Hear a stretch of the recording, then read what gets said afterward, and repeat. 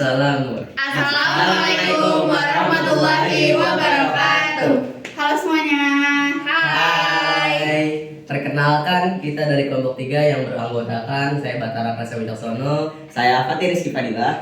Saya Raisya Nazifa. Saya Nur Ega Yudia Putri. dan yang di belakang kamera yang tidak bisa saya sebutkan ada 4 orang gue ya. Ya, Ya. Ya. Pada sebenarnya bisa ya, ada Faiza Pula, ada Kesha Hazirotul, Haikal, sama lagi. Sama Iya, Khairul Faiz. one and only we love Faiz. Dan kali ini kita akan ngebahas tentang kerajaan Mataram Iya, Islam. Mataram Islam. Kan ini lagi Iya. weekend nih ya kan, Iya. libur juga. Jadi, Enaknya kita Kayak enaknya ngebahas Iya, sejarah iya ya. iya sih. benar. Ya. Kalian tahu nggak sih tentang letak dan tahunnya kerajaan Mataram Islam itu gimana? Gak tahu Gak gua. tahu sih. Gak tahu. Aduh, nggak tahu gue. Masih kita ini yang tahu. Ya coba yang lo tahu. Jadi Coba kasih tahu. kerajaan Mataram Islam tuh didiriin sama penambahan siapa sih itu? Penambahan Senopati Siapa atau ya? Danang Sutrawijaya. Oke. Pada tahun 1586. Wah, lama Wah. banget. Lama ya? Lama banget. Dan pada akhir abad ke-16 itu tuh pusat pemerintahan kerajaan ini berada di sekitar Jogja tuh. Oh, Jadi Jogja. tahu nggak Jogja? Tahu. Masih nggak tahu. Tahu lah. Jawa Tengah. Bukan Jawa Tengah, itu beda. Provinsi sendiri. Itu provinsi. Oh iya, maaf. Dan itu kadang sih. Itu pernah pindah ke Surakarta kalau nggak salah. Lah, emang kenapa dia pindah? Iya, kenapa dia beda? Ya. Mana saya tahu ya itu. Nggak Mirip tahu ya. Batara. Oke, lanjut. Wait, belum. Itu tuh berdirinya kerajaan Mataram Islam itu juga dia nggak luput juga dari si VOC itulah yang yang menjajah. Iya, itu ya. Sebagai kerajaan Islam paling berpengaruh tuh di Pulau Jawa. Pada masanya letak kerajaan Mataram Islam itu berada di wilayah kota Jogja. Jadi kadang pernah ke Surakarta, kadang ke Jogja gitu. Lanjut. Jadi bisa pindah-pindah gitu. Pindah-pindah. Iya pindah. Bukan kadang sih ya. Pernah di Surakarta, tapi pada akhirnya itunya letaknya di Jogja. Oh, jadi menetapnya sekarang di Jogja. Iya, di Ya, Jogja. pindah berarti. Sambil makan ya guys, nggak apa-apa. Kita Makan santai aja. aja ya. Tapi sih aku sedikit tahu tentang sejarahnya gitu. Sehingga sih pendirinya Sultan Mataram Islam adalah Danang Sutrawijaya ya. Ya. Atau Panembahan Senopati. Tapi akhirnya kerajaan itu terpecah belah gitu gara-gara intervensi pihak asing. Intervensi itu apa? Ya kayak penjajahan gitulah. Penjajahan. Oke, paham. Kayak ini tadi tuh kayak misalnya kita pengen ngambil suatu wilayah kayaknya seperti itu. Seinget. Ya setahu kita ya, setahu kita. Oke. Habis itu setelah menaklukkan sendiri, Panembahan Senopati wafat dan digantikan oleh putranya yaitu Mas Jolang yang benar Sultan Bergaul Hanyokrawati. Ya, benar. Oke. Nah, makasih Betara udah bantu saya. Ya. Terus pemerintahan Mas Jolang ini cukup singkat lantaran beliau wafat sewaktu pulang dari medan pertempuran. Oh, Saat tersebut jatuh pada putranya yaitu Raden Mas Rangsang yang bergelar Sultan Agung Hanyokrokusumo. Oh, jadi dia tuh kayak yang jadi raja tuh keturunan dia. Oh ya, jadi kayak Kayak turun temurun gitu. Iya, iya. Turun temurun. Masih nggak tahu temurun dulu. Saya tahu. Saya itu udah itu akhirnya Mangkurat wafat, habis itu digantikan oleh Mangkurat II.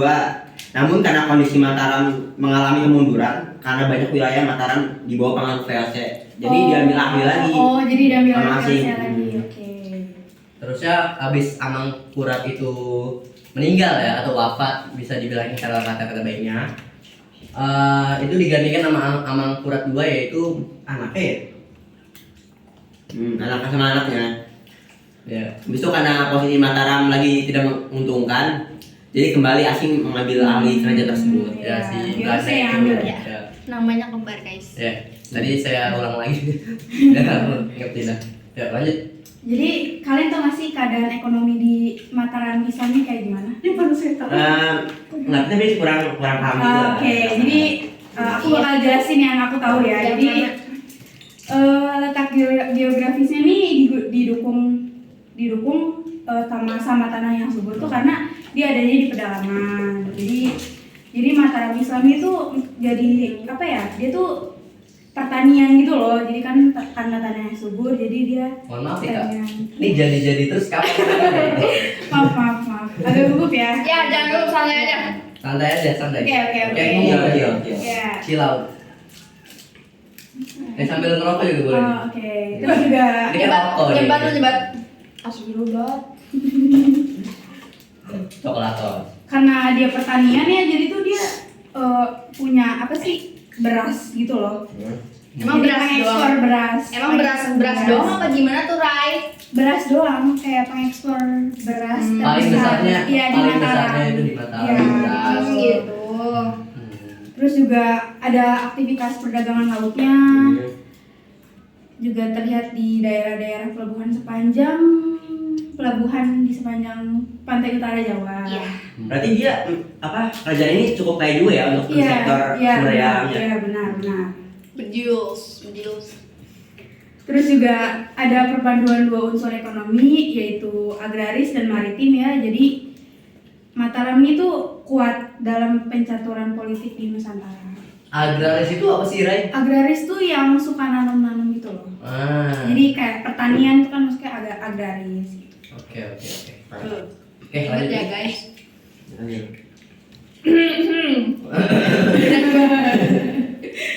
Ya, kemana lagi? Nih, guys, tau gak sih apa namanya? Apa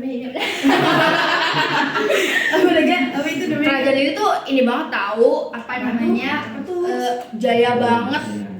Masa Iya. kejayaannya. Iya. Jaya banget. Iya, jaya banget bener. Terus Sangat masa jaya. kejayaan. Iya. Tahu gak sih kalian masa kejayaannya gitu? Ah, ya udah. Terus masa kejayaan paling jaya-jayanya tuh waktu di Sultan Agung. Masa ke masa. Iya. Dikenal sebagai Sultan Agung tuh dikenal sebagai raja yang berhasil membawa kerajaan Mataram mencapai puncak kejayaan. Gue bolak balik gitu ya ngomongnya. Gak apa-apa. Terus Kenapa belum? 14 tahun Sultan Agung mimpin. Iya, aku gak siap, sumpah ini panjang banget, Cok. Udah gak apa, udah setengah jam. Nanti dikat. Halo teman-teman. Gue gugup banget Mungkin anjir. bisa dibantu. Tahan dulu. Dibantu aja. Saya bantu deh. Ntar dulu baca dulu ya. Tahun Sultan Agung mimpin Kerajaan Mataram Udah masuk. Jadi pada masa pemerintahan Sultan Agung tuh daerah pesisir seperti Surabaya, Madura berhasil ditaklukkan. Jadi pada kurun waktu 1613 sampai 1645 wilayah kekuasaan Mataram Islam tuh meliputi Jawa Tengah, Jawa Timur, dan sebagian Jawa Barat tuh. Ya, jadi udah meluas jadi jadi itu luas banget ya. Hampir Udah satu nggak- Jawa itu dikuasai sama Mataram. gitu. Oke. Jawa adalah kunci ya. Yes. Ingat. Jawa. Jangan Sultan lupa. Agung tuh Jangan memilih, rasis sama Jawa. makanya jangan rasis ya. Oke.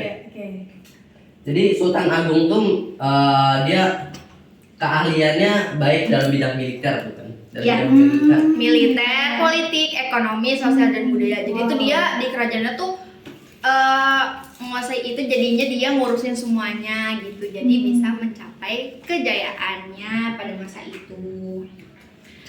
Lalu juga Sultan Agung tuh penguasa lokal pertama yang secara besar-besar.